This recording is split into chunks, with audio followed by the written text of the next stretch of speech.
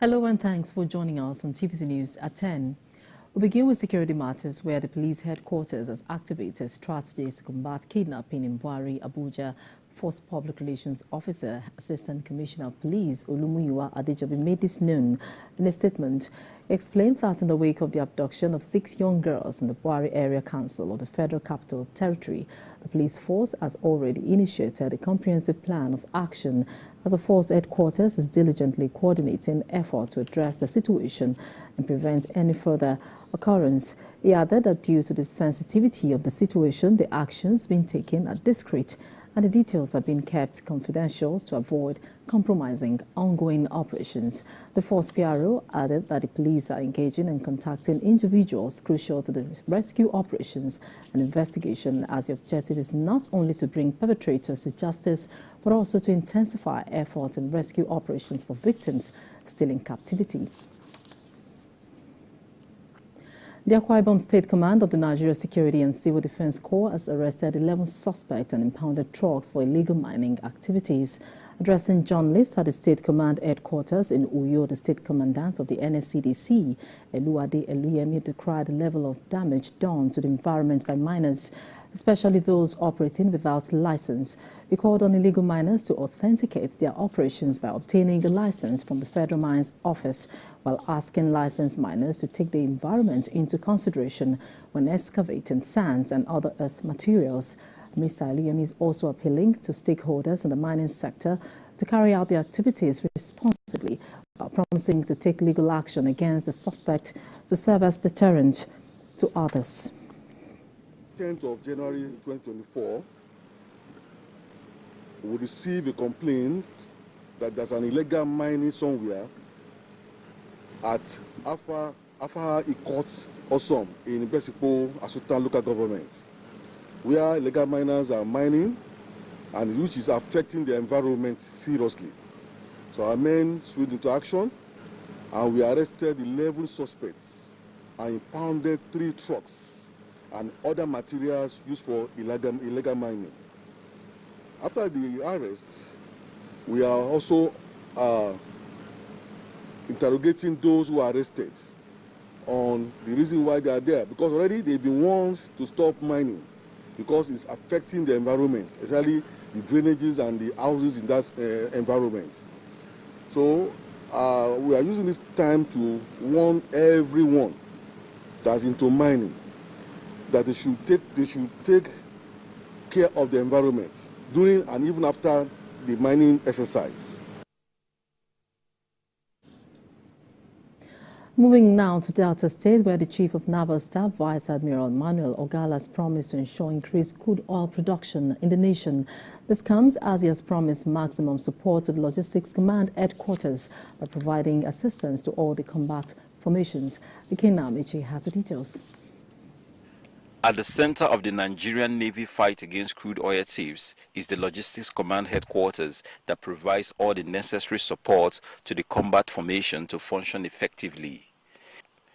In his tour of naval units, outposts and formations, the Chief of Naval Staff is here in Ogara to see things for himself. For the flag officer commanding, the Logistic Headquarters Command can better carry out his function with adequate support from the Nigerian Navy headquarters. Process coming back again for each and every event. So you prepare something and somehow when you completed it, another 4 came up, you have to go through the entire process. I think this is very inefficient. And we are thinking that maybe we can improve on this by creating a system for support, support. After listening to the demands of the Logistics Command, the Chief of Naval Staff assured them that the 2024 budget made necessary provisions to enable better service of the force. Our duty to declare provision, we have provision to construct tank storage facilities. I believe that in 4 locations, which I think we have identified those 4 locations, I think that to some extent, we have some sort of when it comes to this issue of inadequate storage facilities. According to the Nigerian Navy, its fight against economic saboteurs is yielding positive results, with an increase to 1.7 million barrels per day in crude oil production, and it is expected to rise this year with a renewed commitment of the Nigerian Navy. Ikenna Amechi, TVC News, Ogara, Delta State. Supporters of the People's Democratic Party across the 17 local government areas of Plateau State have turned out in large numbers to welcome the governor, Caleb Mutfwang, back to the state after his victory at the Supreme Court on Friday. It was quite an unusual crowd of supporters at the Yakubu Gowon Airport, as many gathered to see the arrival of the governor and celebrate his victory. Funom Joshua tells us more.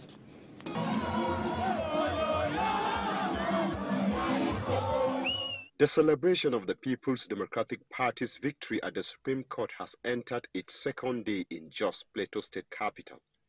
The arrival of the state governor Caleb Mutfwang from the federal capital to Jos, the state capital, saw a large turnout of residents and supporters of the party who came to welcome and celebrate with him. The event in the state capital caused a serious gridlock for motorists plying the highway due to the crowd that came out. This court case has been a major distraction to this government, and I can assure you that with this put on the side now, we call on everybody to join hands together and look at the bigger picture, which is the common interest of the Plateau man. I want to assure Plateau people that will give the governor and the Plateau people the best, as we promise. The governor we have, and with this victory, Plateau State is in for the best. We know what they have started doing, and we are sure he will do it. By this judgment yesterday, I can assure you that His Excellency President Bola Ahmed Tinubu has earned my respect. So I would want to encourage Plateau people to support Governor Caleb Mutfwang. He has demonstrated that he is truly a lover of Plateau. The state governor addressed the crowd shortly after arriving in the state capital, saying the time for distraction is over and now is time to focus on governance. I know how he was pushed. I know how they tried to use his name to intimidate the judiciary, but he refused. I stand on record to say he refused to intrude into the political space, into the judicial space. That is why their lordships could deliver their judgment without fear or favor. But that is not to say that we do not salute the courage of their lordships. They had the courage to deliver justice according to law, and we are grateful to them. We are grateful to Mr. President, we are grateful to the judiciary. There may be people who have not done well, but we cannot throw the baby at the bathwater. And when we lose the judiciary, the hope of the common man is lost. But yesterday, our hope, our respect, our belief in justice was restored yesterday. Residents, irrespective of party differences or religious or ethnic background, have been urged to support the government. Funom Joshua, TVC News, Jos. Borno State Governor Babagana Zuluma expressed concern about the overloading of trucks plying federal border highways from Maiduguri to Chad and Cameroon. According to him, overloading of vehicles carrying more than 100 metric tons of industrial and household products on the Maiduguri-Gamburu Road is an economic sabotage. JC Tafida tells us more. Maiduguri-Gamburu Roads links commuters and businessmen from Nigeria to Chad, Cameroon, and as far as Central Africa. It is one of the busiest trans-border highway in the state. The 135-kilometer Maiduguri-Gamburu-Ngala Road is in a very bad condition. This is due to overloading of trucks, a situation the governor is concerned about. Most of them carry loads of more than 100 tons, some up to 150 tons. 2,000 bags of cement in one trailer. That has completely destroyed the road between Maiduguri to Gamburu-Ngala. It's a sabotage. If anybody wants to go with his goods, 600 bags within the allowable limits, we don't have any problem. The allowable limit will be communicated to you very soon. The chairman of the local government and the commissioner of transport will also come here with the stakeholders of this town, so that they should define the allowable limits. This behavior by drivers is also a threat to public safety. Moving forward, the state government plans to collaborate with relevant federal agencies to address the deteriorating state of border roads.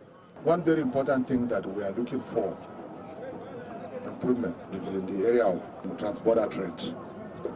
Transborder trade is very important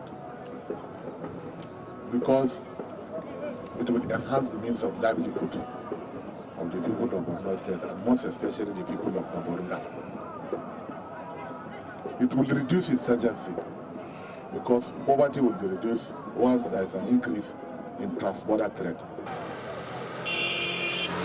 Despite the government's commitment to improving transborder trade, necessary measures must be taken to protect the road network. Jessie Tafida, TVC News, Gamboru. In Abuja, the Minister of Works, David Umahi, says in 24 months, all sections of the Abuja-Kaduna-Kano Highway will be completed. He stated this during an inspection of the Abuja-Kaduna section of the highway. Correspondent Habida Lawal has the details. One of Nigeria's most important highways is the long stretch of the Abuja to Kaduna Road. It strategically connects the north-central zone to the core north. The Abuja-Kaduna-Zaria-Kano Road forms a critical part of this larger highway system, enabling the movement of people and products from the north to the south and connecting Nigeria to North Africa via the Lagos-Algiers Trans-African Highway. To address the poor condition and deterioration of this priority road, in 2018, the federal government, under the previous administration, contracted the road with a promise to complete it within 36 months. But due to insecurity and the lack of free flow of goods and services, Minister of Works David Umahi negotiated with the contractor, who agreed to complete 15 kilometers daily. Concentration is going to be to finish that 20 kilometers, so we should have people, a team working there. Then another section of 82 kilometers, we should be able to have 2 teams working there. And then the last section, which is the 0 point, we should have 1 team working there. That's the only way we can get it completed. While the contractors source out how to deploy these 4 teams at the same time, will we be sorting out the payments, and we may have to agree on milestone completion. And that's why the Honorable Minister is here, who's been doing quite a lot to manage the shape of our turbulent economy. We want the goods to move freely across the country, help to bring down food prices, bring down inflation, and help stabilize the economy. And we will be doing more of such, following up on the mandate and following up on the funding that has been made available to ensure that work is going on at the right pace. Infrastructure is a priority of the Bola Ahmed Tinubu administration, and the way to get food prices down through good transportation and easy movement of agricultural products. Habida Lawal, TVC News, Kaduna. You're watching TVC News. We take a moment and return with more stories. Please stay with us.